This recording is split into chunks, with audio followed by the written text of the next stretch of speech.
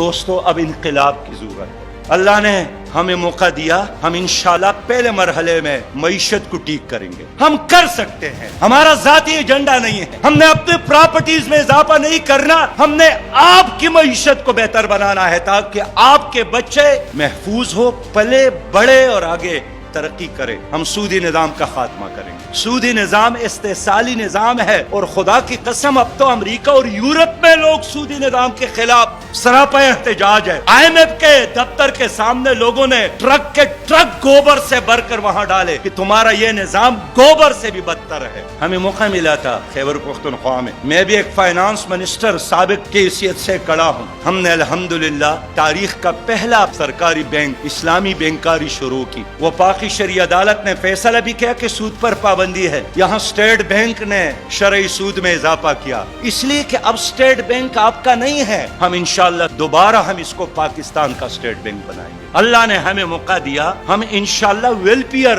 Budget بنائیں گے. سب سے کم پیسہ خرچ کریں گے انتظامات پر, پھر ترقیات پر, اور پھر فلاحی عوام پر خرچ کریں گے تاکہ عوام کامیاب ہو. 700 کے نالوں پر مشتمل محلات ہے انشاءاللہ. اللہ نے موقع دیا تو میں اس کو 10-10 مرلے پلاٹ بناؤں گا, لوگوں کو دوں گا. اللہ نے موقع دیا, ہم ڈائریکٹ ٹیکسز لگائیں گے, انڈائریکٹ ٹیکسز ختم کریں گے.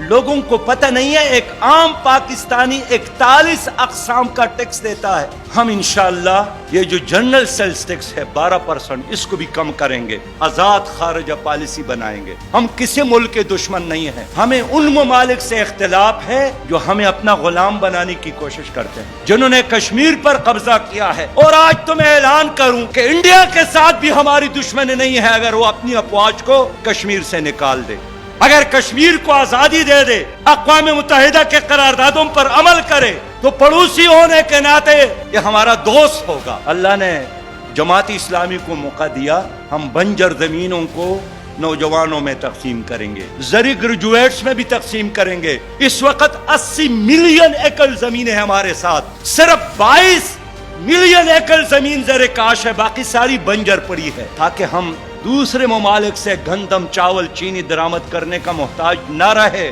ہم یکساں نظام تعلیم دیں گے. یہ جو استحصالی نظام ہے ختم کریں گے انشاءاللہ. اور میں آج وعدہ کرتا ہوں کہ اللہ تعالیٰ نے ہمیں موقع دیا انشاءاللہ تو ہم دیہاتوں کو آباد کریں گے. تعلیم کی سہولیات اور انڈسٹریز, کاروبار اور زراعت, دیہاتوں میں جو سہولیات ہے وہ شہروں کے برابر کریں گے انشاءاللہ تعالیٰ. میں یہی چاہتا ہوں کہ ہماری یوتھ ترقی کرے. یوتھ کے ساتھ بڑا دھوکہ کیا. ہم یوتھ کو روزگار دیں گے, ہم ماحول بنائیں گے, ہم پیسہ دیں گے کہ اپنا کاروبار شروع کریں. جتنا پڑھ سکتے ہیں اور آگے بڑھ سکتے ہیں, حکومت اس کو فیسیلیٹیٹ کرے گی. یہ ملک اور یہ پیسہ, یہ خزانہ نوجوانوں کا ہے, یہ کہ سرمایہ دار اور جاگیردار کا نہیں ہے. ہمارے مائیں بہنیں اور بیٹیاں ہمیں سن رہی ہیں. اس نظام میں عورتیں بھی بہت مظلوم ہیں, ان کو وراثت میں حصہ نہیں مل رہا ہے. جو چند بیبیاں قومی اسمبلی میں موجود ہے, یہ خواتین کے نمائندے نہیں ہیں, یہ خاندانوں کے نمائندے ہیں. میں انشاءاللہ تعالی, ہم انشاءاللہ تعالی, ہم سب انشاءاللہ تعالی غریب نوجوان کے لیے بھی اور